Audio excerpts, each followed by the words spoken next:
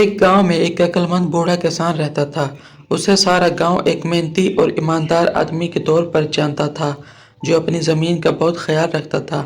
کسان کے 3 بیٹے تھے جو سبھی مضبوط اور صحت مند جوان تھے، لیکن ان کے بیٹے اپنے والد سے بہت مختلف تھے۔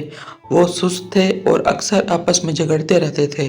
انہیں کھیت میں کام کرنا پسند نہیں تھا اور وہ زیادہ تر وقت بحث کرنے اور دن برباد کرنے میں گزار دیتے تھے۔ بوڑھا کسان جو عمر کے ساتھ کمزور ہو رہا تھا، یہ سوچ کر پریشان ہونے لگا کہ اس کے جانے کے بعد اس کی زمین کا کیا ہوگا۔ اسے معلوم تھا کہ اس کے بیٹے محنت اور اتحاد کی قدر نہیں سمجھتے۔ اسے ڈر تھا کہ اگر وہ لڑتے اور کام سے بچتے رہے تو وہ سب کچھ کھو دیں گے جو اس نے محنت سے بنایا تھا۔ ایک دن کسان بہت بیمار پڑ گیا۔ یہ محسوس کرتے ہوئے کہ اس کا وقت کم ہے، اس نے اپنے 3 بیٹوں کو اپنے بستر کے پاس بلایا۔ بیٹے اپنے والد کی حالت دیکھ کر اس کے ارد گرد جمع ہو گئے، یہ توقع کرتے ہوئے کہ انہیں کوئی آخری نصیحت ملے گی۔ میرے پیارے بیٹوں، کسان نے کمزور آواز میں کہا، میں نے ساری زندگی محنت کی تاکہ تمہارے لیے کچھ بنا سکوں۔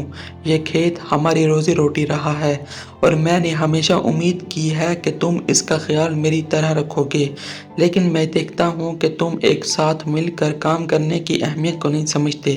اگر تم اس طرح لڑتے رہے اور سست رہے تو یہ کھیت تباہ ہو جائے گا۔ بیٹوں نے شرمندگی سے اپنے سر جھکا لیے کیونکہ وہ جانتے تھے کہ ان کا باپ سچ کہہ رہا ہے۔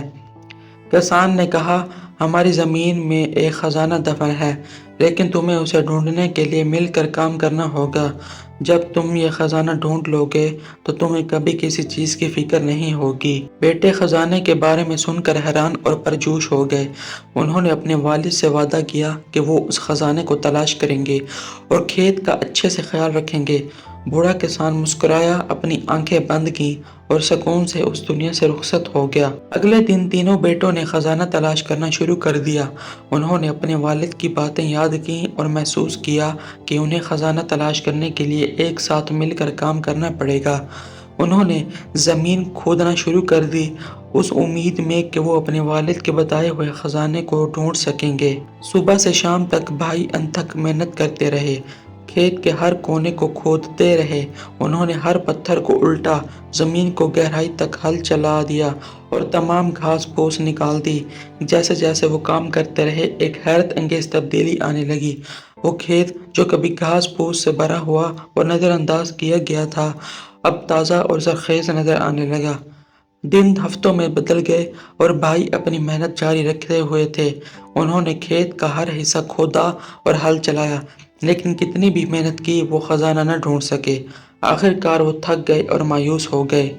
ہم نے اتنی محنت کی لیکن ہمیں ابھی تک خزانہ نہیں ملا، بڑے بھائی نے کہا۔ شاید باپ غلط تھا، درمیانی بھائی نے کہا، شاید کوئی خزانہ ہے ہی نہیں۔ چھوٹے بھائی نے کچھ لمحوں کے لیے سوچا اور پھر بول اٹھا، باپ عقل مند تھے اور ہمیشہ سچ بولتے تھے۔ اگر انہوں نے کہا کہ خزانہ ہے تو ضرور ہوگا، لیکن شاید خزانہ سونا یا جواہرات نہیں ہے، شاید خزانہ کچھ اور ہے۔ بھائیوں نے اپنے والد کی باتوں پر غور کیا اور احساس کیا کہ ان کا چھوٹا بھائی صحیح ہو سکتا ہے۔ وہ کھیت جن پر انہوں نے مل کر کام کیا تھا اب فصلوں کے لیے تیار تھے۔ مٹی زرخیز ہو چکی تھی اور فصلیں اگانے کے لیے تیار تھیں۔ اگرچہ انہیں کوئی سونا یا جواہرات نہیں ملا تھا، لیکن انہوں نے اپنے والد کا چھوڑا ہوا حقیقی خزانہ دریافت کر لیا تھا، ایک زرخیز کھیت۔ بھائیوں نے فیصلہ کیا کہ وہ ان کھیتوں میں فصلیں لگائیں گے جنہیں انہوں نے اتنی محنت سے تیار کیا تھا۔ انہوں نے گندم، مکئی اور سبزیوں کے بیج ہوئے اور ہفتوں کے گزرنے کے ساتھ فصلیں اگنا شروع ہو گئیں۔ کھیت ہرے بھرے اور سرسبز تھے جو ایک شاندار فصل کی نوید دے رہے تھے۔ جب فصلیں کاٹنے کا وقت آیا تو بھائی فصلوں کی کثرت دیکھ کر حیران رہ گئے۔ گندم سنہری اور بھاری تھی، مکئی لمبی اور میٹھی اور سبزیاں بھرپور تھیں۔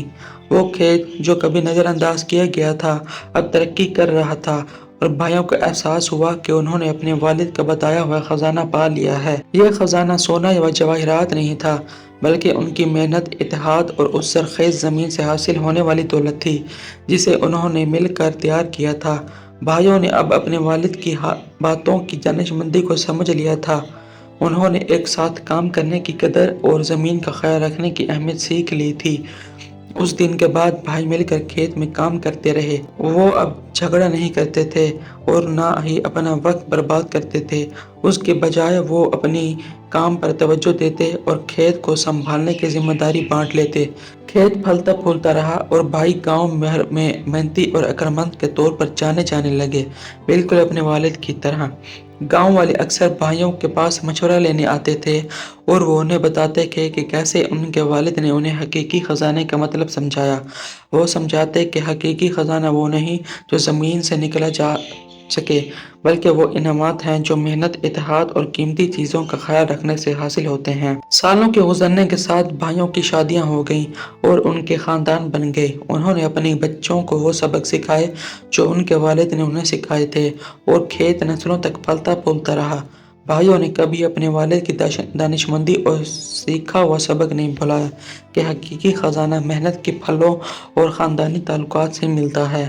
اور اسی طرح کسان اور اس کے بیٹوں کی کہانی گاؤں میں ایک کہانی بن گئی جو نسل در نسل منتقل ہوتی رہی اور سب کو محنت، اتحاد اور حقیقی خزانے کی اہمیت کی یاد دلاتی رہی۔